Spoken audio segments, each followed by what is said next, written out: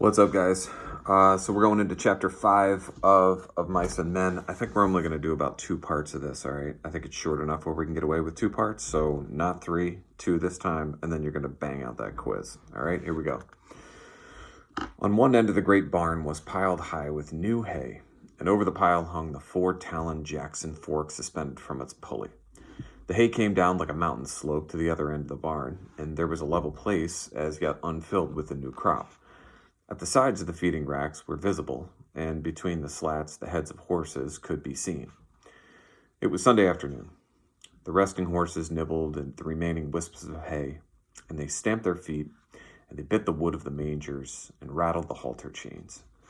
The afternoon sun sliced in through the cracks of the barn walls and lay in bright lines on the hay. There was the buzz of flies in the air, the lazy afternoon humming. From outside came the clang of horseshoes on the playing peg, and the shouts of men playing, encouraging, jeering. But in the barn it was quiet and humming and lazy and warm. Only Lenny was in the barn, and Lenny sat in the hay beside a packing case under a manger in the end of the barn that had not been filled with hay. Lenny sat in the hay and looked at a little dead puppy that lay in front of him. Lenny looked at it for a long time, and then he put out his huge hand and stroked it clear from one end to the other. And Lenny said softly to the puppy, "Why do you got to get killed? You ain't so little as mice. I didn't bounce you hard." He bent the pup's head up and looked in its face, and he said to it, "Now, maybe George ain't gonna let me tend no rabbits if he finds out you got killed." He scooped a little hollow and laid the puppy in it and covered it over with hay, out of sight, but he continued to stare at the mound he had made. He said, "This ain't no bad thing like I got to go hide in the brush. Oh, no, this ain't. I'll tell George I found it dead." He unburied the puppy and inspected it, and he stroked it from its ears to tail. He went on sorrowfully. "But he'll know. George always knows. He'll say, 'You done it. Don't try to put nothing over on me.' And he'll say, 'Now, just for that, you don't get to tend no rabbits.'" Suddenly his anger arose. "God damn you," he cried. "Why do you got to get killed? You ain't so little as mice." He picked up the pup and hurled it from him. He turned his back on it. He sat bent over his knees, and he whispered, "Now I won't get to tend the rabbits. Now he won't let me." He rocked himself back and forth in his sorrow. From outside came the clang of horseshoes on the iron stake, and then a little chorus of cries. Then he got up and brought the puppy back and laid it on the hay and sat down. He stroked the pup again. "You wasn't big enough," he said. "They told me you wasn't. I didn't know you'd get killed so easy." He worked his fingers on the pup's limp ear. "Maybe George won't care," he said. "This here goddamn little son of a bitch wasn't nothing to George." Curly's wife came around the end of the last stall. She came very quietly so that Lenny didn't see her. She wore her bright cotton dress and the mules with the red ostrich feathers. Her face was made up, and the little sausage curls were all in place. She was quite near to him before Lenny looked up and saw her. In a panic, he shoveled the hay over the puppy with his fingers. He looked sullenly up at her. She said, "What you got there, sonny boy?" Lenny glared at her. "George says I ain't to have nothing to do with you. Talk to you or nothing." She laughed. "George giving you orders about everything?" Lenny looked down at the hay. "Says I can't tend no rabbits if I talk to you or anything." She said quietly, "Well, he's scared Curly'll get mad." "Well, Curly got his arm in a sling, and if Curly gets tough, you can break his other hand.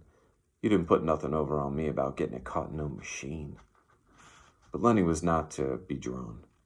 "No, sir, I ain't gonna talk to you or nothing." She knelt in the hay beside him. "Listen," she said, "all the guys got a horseshoe tenement going on. It's only about 4 o'clock. None of them guys is going to leave the tenement. Why can't I talk to you? I never get to talk to nobody. I get awful lonely." Lenny said, "Well, I ain't supposed to talk to you or nothing." "I get lonely," she said. "You can talk to people, but I can't talk to nobody but Curly? Else he gets mad. Well, how'd you like not to talk to anybody?" Lenny said, "Well, I ain't supposed to. George is scared I'll get in trouble." She changed the subject. "What you got covered up there?" Then all of Lenny's woe came back on him. "Just my pup," he said sadly. "Just my little pup." And he swept the hay from on top of it. "Why, he's dead," she cried. "Well, he was so little." said Lenny. I was just playing with him, and he made like he's gonna bite me, and I made like I was gonna smack him, and I done it, and then he was dead. She consoled him.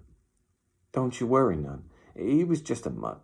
You can't get another one. You can get another one easy. The whole country's full of mutts. It ain't that so much, Lenny explained miserably. George ain't gonna let me tend no rabbits now. Well, why don't he? Well, he said if I done any more bad things, he ain't gonna let me tend the rabbits. She moved closer to him and spoke soothingly. Don't you worry about talking to me.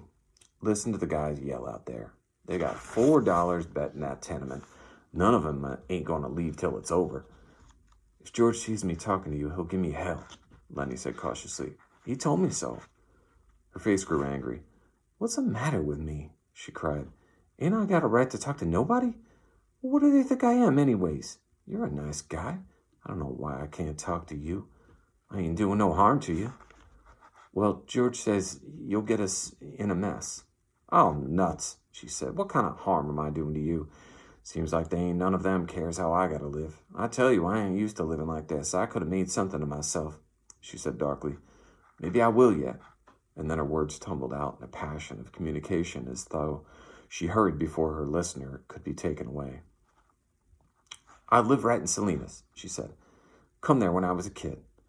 Well, a show come through, and I met one of those actors. He says I could go with that show, but my old lady wouldn't let me. She says I was only 15, but the guy says I couldn't. If I went, I would be living like this.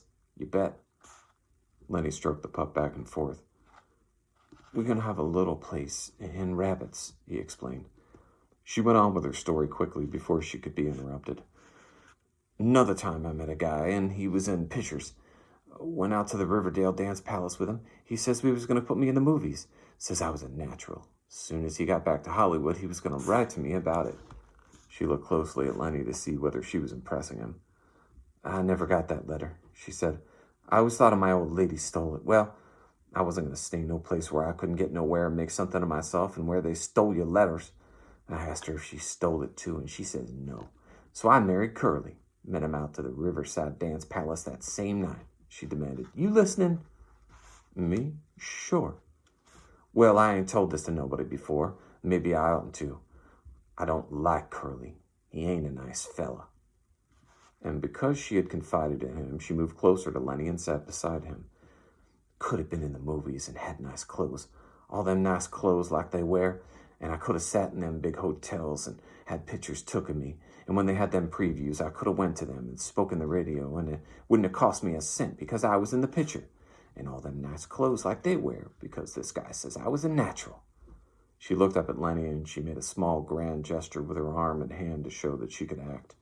The fingers trailed after her leading wrist, and her little finger stuck out grandly from the rest. Lenny sighed deeply. From outside came the clang of a horseshoe on metal, and then a chorus of cheers. Somebody made a ringer, said Curly's wife. Now the light was lifting as the sun went down, and the sun streaks climbed up the wall and fell over the feeding racks and over the heads of the horses. Lenny said, maybe if I took this pup out and throwed him away, well, George would never know, and then I could tend the rabbits without no trouble. Curly's wife said angrily, Don't you think of nothing but rabbits? Well, we're going to have a little place, Lenny explained patiently. We're going to have a house and a garden and a place for alfalfa, and that alfalfa's for the rabbits. And I take a sack and I get it all full of alfalfa, and then I take it to the rabbits. She asked, What makes you so nuts about rabbits? Lenny had to think carefully before he could come to a conclusion. He moved cautiously, close to her, until he was right against her. I like to pet nice things. Once at a fair, I seen some of them long-hair rabbits, and they was nice, you bet. Sometimes I even pet mice, but not when I could get nothing better. Curly's wife moved away from him a little. I think you're nuts, she said. No, I ain't, Lenny explained earnestly. George says I ain't. I like to pet nice things with my fingers, soft things. She was a little bit reassured. Well, who don't? She said. Everybody likes that. I like to feel silk and velvet. Do you like to feel velvet? Lenny chuckled with pleasure. Well, you bet, by God, he cried happily. And I had some, too. A lady gave me some, and that lady was my own Aunt Clara. Well, she gave it right to me. About this big a piece. Well, I wished I had that velvet right now. A frown came over his face. I lost it, he said. I ain't seen it for a long time. Curly's wife laughed at him. You're nuts, she said. But you're kind of nice, fella, just like a big baby. But a person can see kind of what you mean. When I'm doing my hair sometimes, I just sit and stroke it because it's so soft. To show how she did it, she ran her fingers over the top of her head. Some people got kind of coarse hair, she said complacently. Take Curly. His hair's just like wire, but mine is soft and fine. Of course, I brush it a lot, and that makes it fine. Here, feel right here. She took Lenny's hand and put it on her head. Feel right around there and see how soft it is. Lenny's big fingers fell to stroking her hair. Don't you muss it up, she said. Lenny said, Oh, that's nice. And he stroked harder. Oh, that's nice. Look out now, you mustn't. And then she cried angrily. You stop it now, you'll mess it all up. She jerked her head sideways and Lenny's fingers crossed on her hair and hung on. Let go, she cried. You let go. Lenny was in a panic. His face was contorted. She screamed then, and Lenny's other hand closed over her mouth and nose. Please don't, he begged. Oh, please don't do that. George will be mad. She struggled violently under his hands. Her feet battered on the hay, and she writhed to be free. And from under Lenny's hand came a muffled screaming. Lenny began to cry with affright. Oh, please don't. Don't do none of that, he begged. George gonna say I done a bad thing. He ain't gonna let me tend no rabbits. He moved his hand a little, and her hoarse cry came out. And then Lenny grew angry. Now don't, he said. I don't want you to yell. You're gonna get me in trouble just like George says you will. Now, don't do that. And she continued to struggle, and her eyes were wild with terror. He shook her then, and he was angry with her.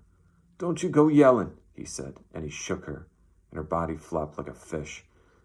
And then she was still, for Lenny had broken her neck. Okay, that's part 1 of chapter 5. Part 2 coming up soon. See you guys.